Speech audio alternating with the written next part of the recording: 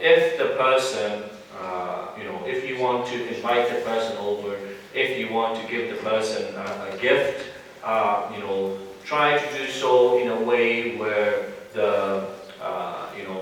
there's no room for confusion between what is being celebrated. Sometimes if a person gives you a gift, you can use that to, like you said, explain to the person, why don't you celebrate Christmas, and have more of a dialogue. One thing that comes to mind is sometimes when people like the Jehovah's Witnesses, when they come knocking on your door, instead of just telling them, I'm Muslim, go away, I don't want this.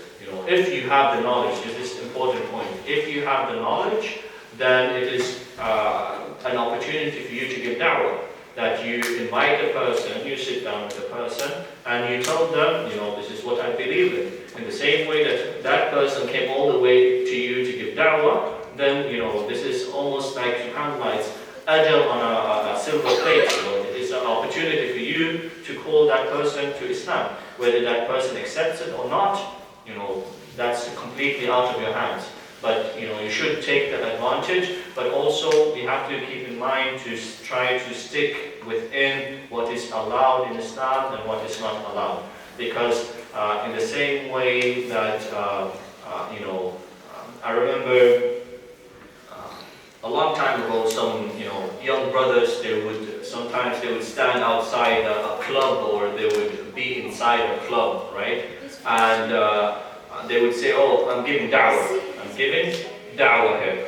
And you say, okay, mashallah, that's good, But again, the way that the da'wah is given has to also be the good way. If it's done in a good way, then it is more likely to succeed. As long as the person keeps that in mind, then inshallah, there's no harm. Yes. One of my clients asked me, what are you going to be doing on the Christmas holidays? And I told her that I'll be spending time with my family like most other people. And she went like, we have more in common than people think.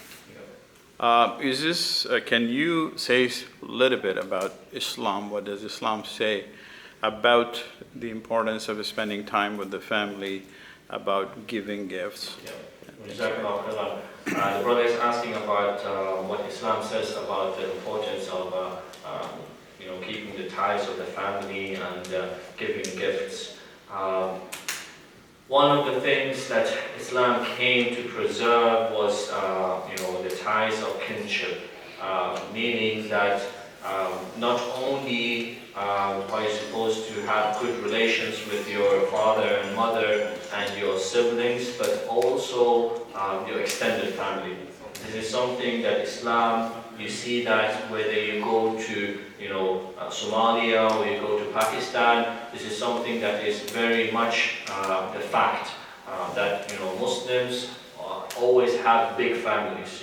We don't really make a distinction between first cousin and second cousin and third cousin. These terms are relatively new to us. If a person says, this is my cousin, this person is your cousin. So Islam, from the time of the Prophet ﷺ, always emphasized, families getting together. This is what is being mentioned in the Quran. We see the best examples of the families of the Prophet ﷺ. Even though they lived so far away from each other sometimes, they would still remember each other, and whenever they had the opportunity, they would unite and they would spend time together. That famous incident with Ibrahim alayhi salam, when he's living in one place and his nephew Lut alayhi salam is living in a completely different place. When the angels came down to destroy those two cities where Lut alayhi salam happened to be in, the first thing that came to Ibrahim alayhi salam's mind, as soon as he heard from the angels that these two cities are going to be destroyed, he said, قَالَ إِنَّ فِيهَا لُوطًا. He said, Lut lives in that city.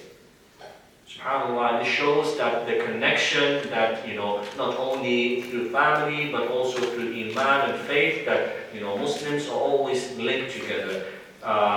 Another thing that shows this is the time where Yaqub alayhi salam was passing away, and he was giving the that reminder to his sons. And again, it shows us that subhanAllah, this man is this prophet is dying, and yet he is reminding them about Tawheed, about worshiping Allah subhanahu wa ta'ala, and it shows how close that family was together. On the issue of giving gifts, the Prophet ﷺ said, "Tahadu tahabu," meaning give gifts and you will come to love each other. Giving gifts is a way to bring a person's heart closer. This is human nature. If someone gives you something, it shows that that person was thinking of you. It shows that the person cared for you. And it really is like they say that it's not about the gift itself, but it's the thought that counts. A person might bring you something very small. They might give you a pen, one pen. They say this is for you. And because of that one pen, the person, he remembers that person for the rest of their life. Every time you see that person, you think to yourself, oh, this person is the person that gave me that pen that one time. So this is a good way of giving da'wah, of having good relations, and giving gifts is the practice of the Prophet ﷺ, not only to Muslims, but also giving gifts to non-Muslims. It's a way to bring their hearts closer to Islam. And as long as, again, it's done in the right way, that you do not give it as a Christmas gift and so on, but anything other than the religious aspects, it is something that's very much encouraged. I hope that sheds some light. Yes? I have a question. The brother kind of asked a part of it, my question. The atheist side of Christmas that has now come out of, like with schools and all that, where they can't say Merry Christmas, but they change it to season's greetings. Yeah. And then they get rid of Santa Claus, but they have snowmen. Yeah. What's the best way of dealing with that? The brother is asking about the atheist aspect of Christmas. Sometimes they might try to remove the religious aspect of Christmas and present it as if it is a non-religious holiday. But one statement from one of the past scholars comes to mind. He said a very true statement. He said, just because you call sand gold does not make it gold. Meaning that you can call shirk, paganism or whatever, you can call it by whatever other name that you want, but it's the reality that matters. So, a person might see, seasonal greetings, or they say, happy holidays, but then there's something beyond that. That's the surface, but what is, beyond that, deeper than that? And if it's linked to Christmas, or if it's linked to any other particular religious holiday, then Islam says no. This is something that Islam takes a very firm stance on. And also, when it comes to these type of statements, subhanAllah, it seems like it's like a nation from the time of Musa alayhi salam, that when they were prohibited from fishing on a particular day, they tried to find other means. Okay, so Allah subhanahu wa ta'ala told them, don't fish on this particular day. And then what they did was they let out their fishing nets, they left them the day before, and then, what was the reason for that? Because they wanted to find a loophole, they wanted to find a way to make it work. So when it comes to religious things, when a person says, seasonal greetings and so on, in Islam it would be considered to be one and the same, and the best thing would be to stay away from that. Yes? When was Ersat? Sorry. What advice do you have for the reverts in the community who might perceive not engaging in the sharing of gifts or having Christmas dinner with their families as cutting off ties with their family? Jazakallah khairan. The brother is asking, what about the reverts that say, they might feel that not participating in Christmas might be cutting ties with their families. There's one rule in Islam that says that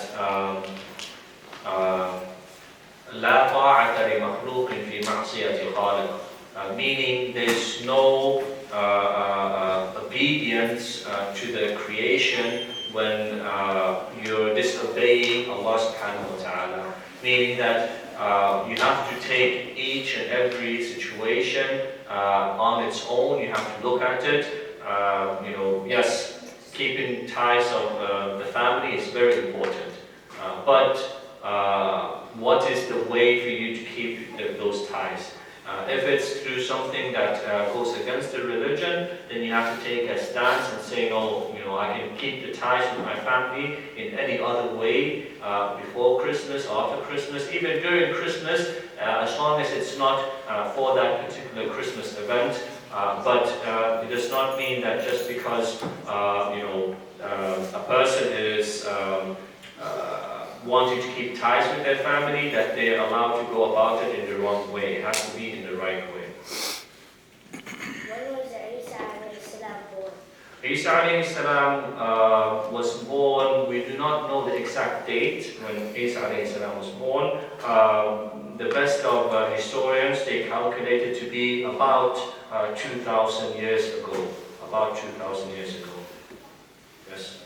Following up on brother's question on Happy Holidays and Season's Greeting instead of Merry Christmas, I also believe it's not only the atheists, but also Jews very vocally are behind that, and also the secular people. And I think because of that, I've noticed that there is a resentment in the Christian community, and they would love to hear someone says Merry Christmas. And then I go back to the brother's question that I always say Happy Holidays. And technically saying Happy Holidays and Merry Christmas is the same thing, isn't it? From a linguistic point of view, holiday, it comes from a holy day. It's a day that is connected to religion. Yeah. It could be argued, we don't know about people's intentions. Yeah. So a person might say, happy holiday, I say it, and I don't have any intention.